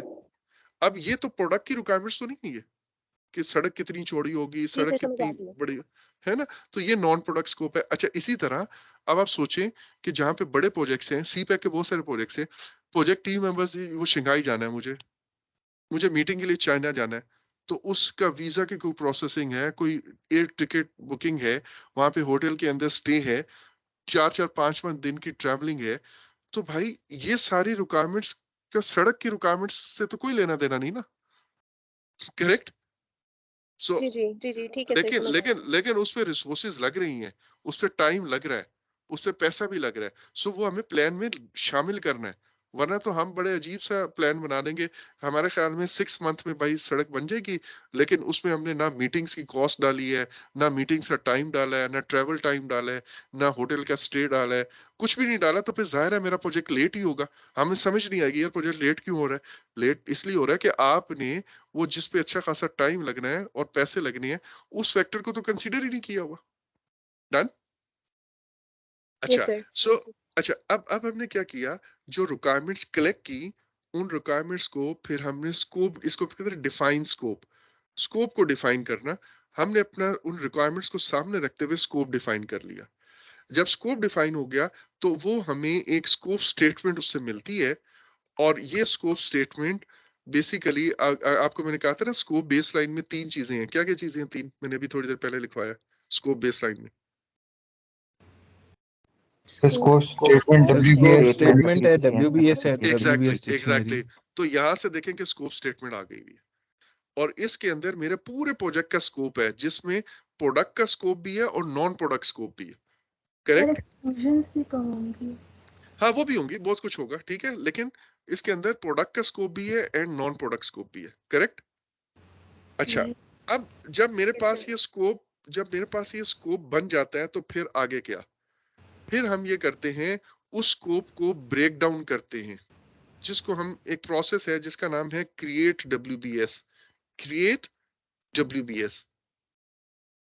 अच्छा, अब ये जो क्रिएशन ऑफ WBS है या वर्क ब्रेकडाउन स्ट्रक्चर है, बेसिकली मैं अपने पूरे स्कोप को अब ब्रेक डाउन कर रहा हूं into pieces, right, into smaller manageable chunks. इस पे हम थोड़ी देर में भी बात करते हैं, मैं इसके बाद ये स्क्रीन इरेज कर दूंगा। ये आखिरी पॉइंट है जो मैं चाह रहा हूं कि आप इस स्क्रीन से देख लें, फिर ये जितनी खिचड़ी बनी हुई है मैं इसको उड़ा दूंगा, राइट। सो मैं ये आपने लिख लिया, creation of WBS, create WBS एक प्रोसेस है। Yes sir. अच्छा, सो हमने अपनी रिक्वायरमेंट्स गैदर की फ्रॉम द स्टेक होल्डर्स जो पीछे हमने आइडेंटिफाई किए थे, फिर हमने उन रिक्वायरमेंट्स को स्कोप स्टेटमेंट की शक्ल दे दी। फिर क्योंकि ये स्कोप बहुत बड़ा है, हम एकदम से सारी चीजें प्लान नहीं कर सकते, एस्टिमेट नहीं कर सकते, इतने बड़े स्कोप को हैंडल ही नहीं कर सकते। तो हमने ये मुनासिब समझा कि अपने स्कोप को ब्रेक डाउन कर लें छोटे पीसेस में, मैनेजेबल चंक्स में। उससे हमें कुछ फायदे हासिल होते हैं जो मैं आपको अगली स्लाइड में बताऊंगा। लेकिन इसका फायदा ये होगा कि मेरे पास एक WBS आ जाएगा और एक WBS डिक्शनरी आ जाएगी। आपने ये दोनों चीजें पढ़ ली होंगी, WBS एंड WBS डिक्शनरी। जी सर। अच्छा, तो अब आप देखें, स्कोप स्टेटमेंट हमें इधर से मिली, WBS और WBS डिक्शनरी यहां से मिली, और ये तीनों मिल के असल में स्कोप बेसलाइन बना रही है। एग्रीड? Yes sir. राइट। अच्छा, अब मैं इसको यहाँ पे रोक रहा हूँ और मैं ये स्क्रीन बिल्कुल ब्लैंक करूँ। अगर कोई क्वेश्चन है इसमें से तो यू मे आस्क मी, फिर मैं अगली स्लाइड पे जाता हूँ और आपको, सॉरी सर स्लाइड पे नहीं, जी जी सर। सर रिक्वायरमेंट में रिस्क भी आ सकता है। अच्छा, रिस्क को ना हम अलग से हैंडल करते हैं, ठीक है। तो सर इन केस अगर सो हम कुछ बना भी रहे हैं, मतलब इसको सुनो, अलग से कुछ बना रहे तो उसमें भी रिस्क तो होता है। क्या पता नहीं मीटिंग ना अरेंज हो सके जहाँ पे इस तरह कोई इस तरह देखिए देखिए प्रॉबिलिटी मैं तो आपको होती है लोग में। सुन हाँ बिल्कुल होती है, मैं ये नहीं कह रहा कि नहीं होती, और मैं ये भी नहीं कह रहा कि हम ये रिस्क को इग्नोर कर देते हैं। देखिए मैंने आपको बताया ना कि हम एक बड़े फ्लो में चीजों को लेके चलते हैं। होता ही है कि इनिशियली हम ये सारी बेसलाइंस वगैरह बना लेंगे, ठीक हो क्या। अभी मैंने आपको सिर्फ ये एक चीज बताई है ना स्कोप की, कि इस तरह स्कोप स्टेट, इसी तरह कुछ काम हम स्केड्यूल से भी करेंगे जो मैं अभी थोड़ी देर में बताता हूँ। कुछ चीजें हम कॉस्ट से भी रिलेटेड करेंगे जो हमने अगले 7 हफ्ते में पढ़नी है, ठीक है। तो वो सारे काम करके ना, फिर हम कहते हैं कि यार अब यूं करते हैं, ये मेरे पूरे प्रोजेक्ट का स्कोप भी क्लियर है, मुझे पूरे प्रोजेक्ट का स्केड्यूल भी क्लियर हो गया, और पूरे प्रोजेक्ट की कॉस्ट एंड रिसोर्सेज की रिक्वायरमेंट भी क्लियर हो गई है, ठीक है। अब यूं करते हैं, जरा रिस्क आइडेंटिफाई करते हैं। हमने रिस्क आइडेंटिफाई किए, अब वो रिस्क आइडेंटिफाई किए, फॉर एग्जांपल यहाँ पे आप देखें, ये जो मैंने रोड कंस्ट्रक्शन का रिस्क बताया, ठीक है, यहाँ पे एक रिस्क था कि यार मानसून सीजन में, या ये प्रोजेक्ट मेरा 2 साल का है, वहां पे मेरी व्हीकल्स वहीं पे पार्क होंगी, मेरा मटेरियल भी वहीं पड़ा होगा, तो बारिशों में तो ये सारा ड्रेन हो जाएगा, है ना, सब कुछ बह जाएगा, या मशीनरी को बारिशों की वजह से जंग लग जाएगा, या कुछ भी, या स्नोफॉल होगी, वट एवर इट इज। तो मैं ये कहता हूँ कि यार ये रिस्क तो है। Sir are you there with me ना? हमने ये रिस्क आइडेंटिफाई कर लिया, ठीक है। अब इस रिस्क के बारे में हम कोई प्लान बनाएंगे कि यार इसका क्या किया जाए। एक तो हम ये कह सकते हैं कि यार यूं करते हैं, यहाँ पे एक शेड बना लेंगे, ठीक है। मैं आपको बिल्कुल एक क्रूड किस्म की एग्जांपल दे रहा हूँ, बाकी में इंशाल्लाह एट सम लेटर स्टेज इस पे भी हमने बात करनी है। हम अपने कॉस्ट के अंदर एक एक पॉइंट है, वहां पे जाके हम इसको जिक्र करेंगे। लेकिन लेट्स से मैंने एक शेड बनाना का सोचा कि यार हम एक शेड बना लेते हैं, अपनी व्हीकल्स वगैरह जो मशीनरी है वो हम इधर पार्क कर लिया करेंगे, ठीक है, फॉर नेक्स्ट 2 इयर्स। ठीक है। एक शेड है ये। अब ये मैंने इस रिस्क को हैंडल करने के लिए एक रिस्पॉन्स सोचा है। एग्रीड? या अच्छा, जैसे ही मैं ये करूंगा तो होगा क्या, मेरी एक रिक्वायरमेंट चेंज हो गई। अभी मैंने बेसलाइंस या प्लान फाइनल नहीं किया, साइन नहीं करवाया किसी से, मैंने जी ये सर कहा ऐसे कि ही। एक बेसिक सोर्स स्टेटमेंट बन गई, बेसिक रिक्वायरमेंट क्लियर हो गई, जरा अब जाके रिस्क आइडेंटिफाई कर लो। जब रिस्क आइडेंटिफाई किया, वहां से हमें ये रिस्पॉन्स आया। जैसे ये रिस्पॉन्स होया तो मेरे स्कोप में ये चीज चेंज हो जाएगी ना, एक स्कोप में इजाफा हो गया कि शेड भी बनाना है। Yes sir. जब मैं शेड भी बनाऊंगा तो इसका मतलब है ये एक्टिविटी सबसे पहले करनी है, मेरा स्केड्यूल भी शिफ्ट हो जाएगा, बिल्कुल। करेक्ट। अच्छा, मुझे मजीद रिसोर्सेज भी चाहिए होंगे इसके लिए, मटेरियल भी चाहिए होगा और इसके लिए मेरी एक्स्ट्रा कॉस्ट भी आएगी। तो ये जो शुरू में मैंने अभी हल्की फुल्की बेसलाइंस बनाई थी, जिनको मैंने अभी साइन नहीं करवाया था, लॉक नहीं किया था, इनको मैं दोबारा रीशफल होंगी, रिवाइज यस सर, होंगी। ऐसे ही होगा। इसी तरह मेरे प्रोजेक्ट पे कुछ लेट से 400 रिस्क मैंने आइडेंटिफाई किए, उन रिस्क को इसी तरह मैं कुछ रिस्पॉन्सेज बनाता रहूंगा और वापस आके वो जो रिस्पॉन्स मैंने बनाए उसकी वजह से अब ये बेस लाइन्स दोबारा रिफाइन होंगी। कोई चीज मेरी रिक्वायरमेंट्स को चेंज कर देगी, कोई मेरे स्कोप को चेंज कर देगा, कुछ स्केड्यूल को कर देगा, कुछ क्वालिटी को कर देगा, कुछ हर चीज को कर देगा। ठीक है। यस सर, ऐसे ही होगा। अच्छा, फॉर एग्जांपल आपने एक रिस्क आइडेंटिफाई किया कि मेरा मटेरियल जो मुझे चाहिए यार वो तो मैं नहीं बना सकता। मेरे ख्याल में पहले मैंने सोचा था कि मैं उस सीमेंट के ब्लॉक्स खुद बनाऊंगा, अब मैं कहता हूँ यार हमने कभी बनाए नहीं है, ऐसी गड़बड़ हो जाएगी, तो अब ये रिस्क है, खराब हो जाएगा। आपने इस रिस्क का हल क्या सोचा, रिस्पॉन्स क्या सोचा, यार यूं करते हैं, बने बने ब्लॉक्स ब्लॉक्स ले लेते हैं, आउटसोर्स कर देंगे। करेक्ट। Yes sir. अच्छा, अब इससे क्या होगा, प्रोक्योरमेंट वाली चीज जाके ट्रिगर हो जाएगी कि आपको प्रोक्योरमेंट करनी है वेंडर से, है ना? तो यस आपका सर, एक ऐसे ही प्रोक्योरमेंट का, हाँ, तो प्रोक्योरमेंट का प्लान चेंज हो जाएगा। अच्छा, वहां पे आप कहते हैं यार अच्छा प्रोक्योरमेंट तो कर लेंगे बाहर से, लेकिन क्या हुआ अगर वेंडर ने सप्लाई ना की तो, वो वेंडर भाग गया तो, फिर आपने एक नया रिस्क आइडेंटिफाई कर लिया, फिर वापस आएंगे, फिर कहेंगे यार अच्छा वेंडर भाग गया, यूं करते हैं हम कॉन्ट्रैक्ट के अंदर ना एक क्लॉज ऐड कर देते हैं कि अगर वो भागा तो उसको इतनी पेनल्टी पड़ेगी या कुछ भी। ठीक है। तो इस तरह आप ये काम बार बार, ये एक ही गो में इतने आराम से नहीं हो जाता जैसे मैंने बताया। मैंने आपको कहा था ना कि यस सर। प्लानिंग बड़ी डिटेल्ड है, लेकिन अभी के लिए आप फिलहाल ये समझें कि आपने रिक्वायरमेंट्स इकट्ठी की, उन रिक्वायरमेंट्स को स्कोप की शक्ल दी, स्कोप स्टेटमेंट की शक्ल दी, उसके बाद उस स्कोप को ब्रेक डाउन किया, राइट? ठीक है और सर। यहां से मेरे पास स्कोप स्टेटमेंट भी आ गई, WBS भी आ गया और WBS डिक्शनरी भी आ गया। Is it clear to everyone? Yes sir. जी, मुझे एक Yes, दफा sir. सबकी गवाही चाहिए, right? I know this is lot of information, but Yes, now you sir. Have, Yes, now sir. You Yes, now you sir. Have entered into Yes, sir. Pure project management, right? तो अब आपको थोड़े से इसी किस्म के lectures मिला करेंगे। अच्छा, सो अब मैं इसको इरेज कर रहा हूँ, और इरेज करने से पहले मैं ये चाह रहा हूँ कि आप एक दफा मेरे साथ एक कौमी नारा लगाए, ठीक है? आप मेरे साथ सिर्फ कुछ चीजें जल्दी से रिपीट कर लें। नंबर 1, प्लानिंग पूरी की पूरी प्लानिंग एफर्ट जो है, इसका मकसद क्या है? जल्दी जल्दी बताइएगा। प्रोजेक्ट Management एक management plan. Complete plan project management bill- plan. बिल्कुल बिल्कुल, गुड हो गया। To have a realistic and agreed upon project management plan. Very good. अच्छा, अब इस प्रोजेक्ट मैनेजमेंट प्लान के अंदर क्या कुछ होता है? 12 12 प्लान। सब्सिडरी 12 सब्सिडरी प्लान्स इसको हम डिफरेंट कहते हैं। प्लान्स। ठीक है। उससे पहले दो चीजें होंगी, life cycle and development Development approach, approach. Life फिर cycle. 12 सब्सिडरी प्लान्स, उसके बाद 3 या 4 बेस लाइन्स। वो 3 बेस लाइन्स कौन सी हैं? Scope base line, schedule base line and the cost base line. और चौथी जो बेस लाइन है, it's a combination of these 3, उसको हम क्या कहते हैं? Performance measurement base line. Correct. अच्छा, एक चीज हमने और देखी कि स्कोप बेस लाइन जो है उसके अंदर 3 चीजें हैं, एक है स्कोप स्टेटमेंट, एक है WBS और एक है WBS डिक्शनरी। डन? जी सर।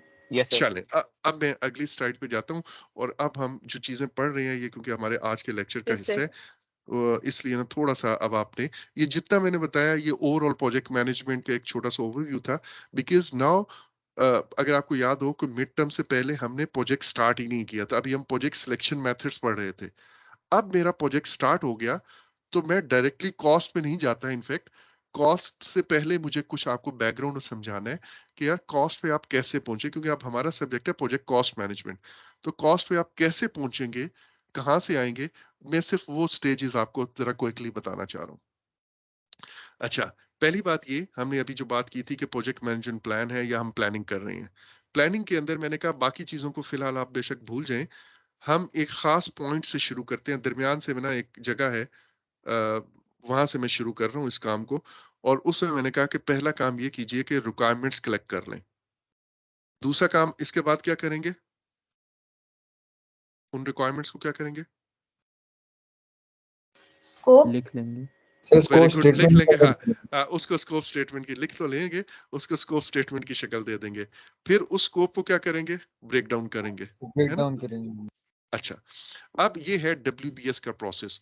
सो इसके बाद मैं पहले पूरा WBS आपको पढ़ाऊंगा, और फिर मैं, आपने ऑलरेडी पढ़ा हुआ है लेकिन आई जस्ट वांट कि मैं इसको एक दफा रिवाइज जरूर करा दूं। WBS बेसिकली क्या है, मेरा जो वर्क है, पूरे का पूरा स्कोप है, उस वर्क को मैं ब्रेक डाउन कर रहा हूं into smaller manageable chunks, manageable pieces. इसका क्या मकसद है, WBS का क्या मेन पर्पस क्या है, व्हाट डू यू थिंक?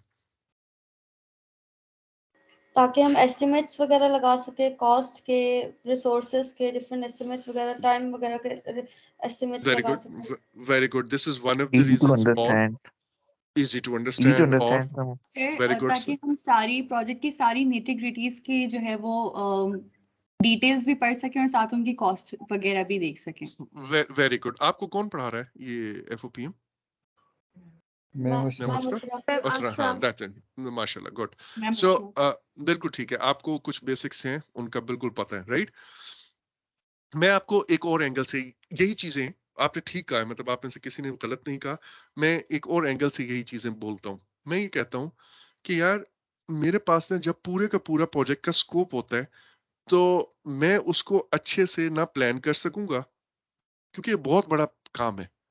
मैं ना उसको अच्छे से प्लान कर सकूंगा, ना मैं उसको अच्छे से मैनेज कर सकूंगा, और ना ही उसको मैं अच्छे से कंट्रोल कर सकूंगा। तीन चीजें हैं, प्लानिंग भी अच्छी हो जाए, आप में से जिस ने कहा ना एस्टिमेट अच्छी हो, तो बेसिकली आपकी मुराद यही थी कि हम अच्छा प्लान कर सकें। एस्टिमेशन का मतलब क्या है, प्लानिंग। हम प्लानिंग के दौरान ही एस्टिमेट लगाते हैं ना, अच्छा यार इस चीज पे इतना टाइम लगेगा, इस पे इतनी रिसोर्सेज चाहिए होंगी, इस पे इतनी कॉस्ट होगी, so this is your planning. तो हम चाह ये रहे हैं कि अच्छे तरीके से चीजें प्लान हो जाएं, हम चाह ये रहे हैं कि अच्छे तरीके से चीजें मैनेज हो जाएं, और चाह ये रहे हैं कि फिर उनकी मॉनिटरिंग एंड कंट्रोलिंग भी अच्छे तरीके से हो। ये तीनों कामों को अच्छे तरीके से करने के लिए इट्स एडवाइजेबल कि हम अपने काम को, जो पूरा का पूरा प्रोजेक्ट है, उसको छोटे पीसेस में ब्रेक डाउन कर लें। फॉर एग्जाम्पल, मैं अगर आपको ये कहता हूं कि यार हमने 3 दिन के ट्रिप पे जाना है नारायण, ठीक है, या कहीं भी आगे जाना है। अच्छा, अब इस ट्रिप का मैं आपसे वैसे ही रैंडमली पूछूं, यार खर्चा कितना होगा, so can you plan it like so randomly as a whole? इसको आप मुझे कोई बता सकते हैं एस्टिमेट कितना होगा? ऑब्वियसली इट इज जी सर। डिफिकल्ट, वो एक्यूरेट नहीं होगा।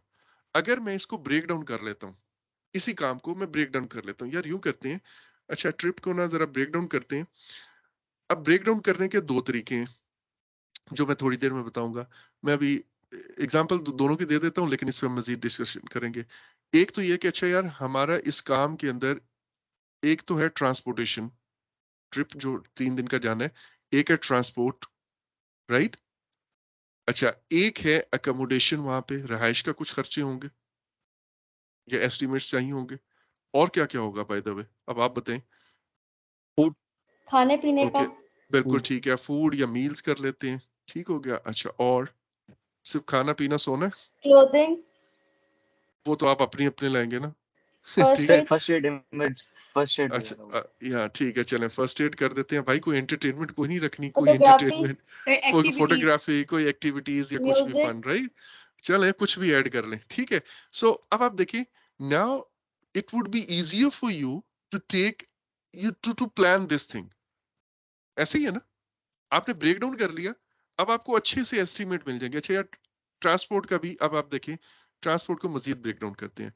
यार यूं करें कि एक तो ना यहाँ से इस्लामाबाद से लेट से नारायण तक का है, एक ट्रांसपोर्ट वो है, और एक है वहां पे हमें जीप्स चाहिए होंगी।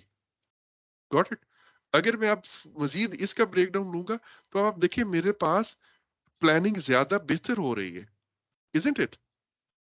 मुझे जो एस्टिमेट अब मिलेंगे, ये ज्यादा अच्छे होंगे, एक्यूरेट होंगे। इसी तरह ना सिर्फ प्लानिंग अच्छी होगी, बल्कि मैं ये कहता हूं कि यार, ये जो बस वाला अरेंजमेंट है ना, ये CR और मेरे साथ कोई भी लाइक एक और बंदा है, इन दोनों की जिम्मेदारी है। अच्छा, ये जो फूड वाला है ना, ये सो एंड सो मैम दो हैं, उनकी जिम्मेदारी है, राइट। शी वो देखेंगे। ब्रेकफास्ट वगैरह या स्नैक्स वगैरह के सारे काम इनके से में है, और जो प्रॉपर मील्स हैं वो ये देखेगा। और अगर हमारा कोई बोनफायर का या कोई बारबेक्यू का अरेंजमेंट करना है तो वो कोई और साहब देखेंगे। तो सबका प्लान भी अलग अलग बन गया, और प्लान भी अच्छा बनेगा। एट द सेम टाइम जब मैं रिस्पॉन्सिबिलिटीज भी डिवाइड कर दूंगा तो उसकी मैनेजमेंट भी अच्छी हो जाएगी, इजंट इट, बजाय इसके कि एक ही बंदा हर चीज के पीछे भाग रहा हो। करेक्ट? जी सर। अच्छा, Yes, और sir. इसी तरह इसका मेरे लिए as a project manager, late से मैं इस पूरे प्रोजेक्ट को देख रहा हूं, तो एज अ प्रोजेक्ट मैनेजर मेरे लिए मॉनिटरिंग भी आसान होगी। मैं इन इंडिविजुअल्स को बुलाऊंगा और कहूंगा हाँ भाई अपने अपने काम की प्रोग्रेस दे दो। करेक्ट? और इन लोगों के लिए जो नीचे हर काम के रिस्पॉन्सिबल हैं, उनके लिए अपने काम को, क्योंकि अब ये छोटा पीस है, मैनेजेबल है, इसको आराम से वो हैंडल कर सकते हैं, तो उनकी मॉनिटरिंग भी उनके लिए आसान हो जाएगी। करेक्ट? सो आपने जितने भी आंसर्स दिए कि हम WBS का क्या फायदा है, वो एक्चुअल में अगर आप उसको बिल्कुल पीछे ट्रेस करेंगे तो यही 3 फायदे बनते हैं कि हम उसकी प्लानिंग अच्छी से कर लेते हैं, हमारे एस्टीमेट बेहतर हो जाते हैं, प्लानिंग बेहतर हो जाती है, उसकी मैनेजमेंट आसान और बेहतर हो जाती है, और इसी तरह उसकी मॉनिटरिंग एंड कंट्रोलिंग आसान और बेहतर हो जाती है। यहाँ तक आप लोग मेरे साथ हैं? बिल्कुल क्लियर होगा आपको ये बात? सर एक क्वेश्चन है सर। जी मैम। सर अगर हम लोग प्रोजेक्ट को डिफरेंट डिलीवरेबल्स में डिवाइड कर देते हैं अगर हम, तो हर डिलीवरेबल का अपना वर्क ब्रेकडाउन स्ट्रक्चर होगा या ओवरऑल पूरे प्रोजेक्ट का अपना एक वर्क ब्रेकडाउन स्ट्रक्चर नहीं, होगा? हाँ, ये पूरे पूरे प्रोजेक्ट का वर्क ब्रेकडाउन स्ट्रक्चर होता है। सर लेकिन अगर सॉरी। रिक्वायरमेंट्स क्लियर नहीं है हमारे पास, अगर एजाइल है तो? हाँ, उसके लिए हम एक और चीज यूज करते हैं, हम उसको रोड मैप कहते हैं। ठीक है? प्रोडक्ट रोड मैप होता है वो। वो हम मैं आपको जैसे कह रहा हूँ ना कि बहुत ज्यादा इंफॉर्मेशन है, and it would be difficult for me to cover everything here. मैं आपको वैसे इस डिग्री के लिए एक गाइडलाइन ये दे देता हूँ। आप पहले ना अपनी चीजों को, अपने कॉन्सेप्ट्स को प्रिडिक्टिव के लिहाज से सीधा करें। Predictive is easy to understand. ठीक है? और ये कॉमनली आपने देखे भी होते हैं और आप इसको हैंडल भी करते रहते हो। जब आपको प्रिडिक्टिव वाली चीज समझ आ जाए तो उसके बाद हमें कोर्स आउटलाइंस बनाई भी कुछ इसी तरह से हुई है कि उसके बाद हम फिर ये कहते हैं कि अच्छा यार प्रिडिक्टिव तो ये है, लेकिन अगर एजाइल हो तो क्या होगा? Got it? लेकिन अगर एजाइल हो तो क्या होगा? सो जो एजाइल या एडेप्टिव मेथड्स हैं, वहां पे हम एक और टर्म यूज करते हैं, उसको मतलब वो WBS का इक्विवेलेंट ही है। मैं आपको वैसे बता देता हूँ, अगर आप बाद में इसको खुद सर्च करना चाहें तो कर लें। मैं हल्का सा आपको थोड़ा सा बता देता हूँ। उसमें हम एक कहते हैं एपेक्स, एक वर्ड यूज होता है, और थीम्स। एपेक्स और थीम्स, ये कहीं नोट कर लें बेशक। ठीक है? एपेक्स और थीम्स, उनको हम ब्रेक डाउन करते हैं फीचर्स में, और फीचर्स को ब्रेक डाउन करते हैं यूजर स्टोरीज में, और यूजर स्टोरीज को हम ब्रेक डाउन करते हैं टास्क में। ठीक है? तो वहां पे WBS आप यूं समझे एज अलग से नहीं होता। ये ये ब्रेकडाउन्स हैं जो मैं बता रहा हूँ। एपेक्स, उसके बाद features, user stories, right? Sometimes apex से डायरेक्टली यूजर स्टोरीज आ जाते हैं, समटाइम्स थीम्स ऊपर चले जाते हैं। इट्स नॉट दैट सिंपल जितना मैंने बताया, लेकिन ब्रेकडाउन इस तरह होता है। अच्छा, स्केड्यूल का वहां पे इस तरह का कुछ हम ब्रेकडाउन करते हैं, उसको हम प्रोडक्ट रोड मैप बनाते हैं। एक जर्नल माइलस्टोन लेवल पे बड़ी बड़ी बात मोटी मोटी कर लेते हैं। उसके बाद हम चीजों को फिर हर, आप कहने के रिलीज को, हर आइट्रेशन को अलग से प्लान करते हैं। यू सी, ये इतनी ज्यादा टर्म्स हैं, आप खुद इसमें गुम जाएंगे अभी। ठीक है? प्लीज सर तो रिस्ट्रिक्ट। ये जो होता है, ये जो वर्ड ब्रेकडाउन स्ट्रक्चर और डिक्शनरी वगैरह है, हाँ, ये जो हम लोगों ने अब हाँ, तक स्टडी की है, ये प्रेडिक्टिव के लिहाज से है, मोस्टली एजाइल में मोस्टली चीजें नहीं सुने होती सुने क्या? सुने सुने सुने सुने प्रिडिक्टिव के लिहाज से एक्चुअल में इससे ज्यादा ये इंडस्ट्री डिपेंडेंट है। ठीक है? कुछ इंडस्ट्रीज में WBS लाजमी यूज होता है। क्लियर? अच्छा, अब जहां पे आपकी रिक्वायरमेंट्स इतनी क्लियर नहीं होती, ऑब्वियसली आप वहां पे इस तरह की चीज बना ही नहीं सकते। Is it clear? जी सर, वो तो फॉर श्योर ठीक है। है, फॉर श्योर है, राइट? तो उसके लिए फिर उसका एक ऑल्टरनेट मैकेनिज्म है, हम वो करते हैं। अगर अगर आपने प्रोडक्ट बैकलॉग वगैरह पढ़ी है अभी या नहीं पढ़ी है, रिलीज प्लान्स ये पढ़े या नहीं पढ़े? सर प्रोडक्ट बैकलॉग टर्मिनोलॉजीज वगैरह सुनी है, लेकिन इतना डिटेल में नहीं पता। डिटेल में नहीं पढ़ा। चलें चलें, अगेन अगेन इसको आप मेरे उस पे ना थोड़ी देर छोड़ दें, ये आप सेकंड सेमेस्टर की प्लानिंग में पढ़ेंगे। प्लानिंग एक अलग से आपका प्लानिंग एंड स्केजुलिंग जो है ना एक सब्जेक्ट है, उसमें आप ये डिटेल में पढ़ेंगे, राइट। सो अभी के लिए let's keep things simple for you कि एक प्रोजेक्ट था, बड़ा प्रोजेक्ट था, उसको हम एकदम से प्लान भी नहीं कर सकते, ना उसको सही तरह से मैनेज कर सकते हैं, ना उसको हम मॉनिटर एंड कंट्रोल कर सकते हैं। So it's easy for us और बेटर फॉर अस कि हम इसको छोटे मैनेजेबल चंक्स में ब्रेक डाउन कर लें। और ये ट्रिप वाली एग्जांपल से आई होप ये आपको बात समझ भी आ गई होगी, राइट। अच्छा, अब जी इससे सर। आगे हम चलेंगे after the break. We'll meet again at 2:45. Please 2:45 पे दोबारा आ जाइएगा। इसी से हम आगे कंटिन्यू करेंगे कि यार WBS क्या है, WBS को किस हद तक जाके मुझे ब्रेक डाउन करना चाहिए, मजीद कितना आगे मैं ब्रेक डाउन करूं। बहुत ज्यादा ब्रेक डाउन करना मेरे लिए नुकसानदेह होगा ऑब्वियसली, बहुत कम ब्रेक डाउन करना भी ठीक नहीं है। सो वो अप्रोप्रिएट लेवल क्या है जहां पे मुझे ब्रेक डाउन रोक देना चाहिए, इस तरह की कुछ बातें हैं आपने ऑलरेडी पढ़ी हुई है, आई नो दैट FOPM में, लेकिन उनको हम अपने पर्सपेक्टिव में जहां पर मैं लेके जाना चाह रहा हूं वहां तक चीजों को लाके इंशाल्लाह आज पूरी कॉस्ट मैनेजमेंट का एक ओवरऑल आपको आइडिया देके और फिर नेक्स्ट लेक्चर से इंशाल्लाह हम कॉस्ट मैनेजमेंट की डिटेल्स वन बाय वन पढ़ेंगे, राइट जी। So see you again at 2:45 sharp. मैं लेक्चर शुरू कर दूंगा, आप लोग कोशिश कीजिएगा पूरे टाइम पे ही आ जाए। Clear? Okay sir. Okay sir. Okay जी, अल्लाह हाफिज।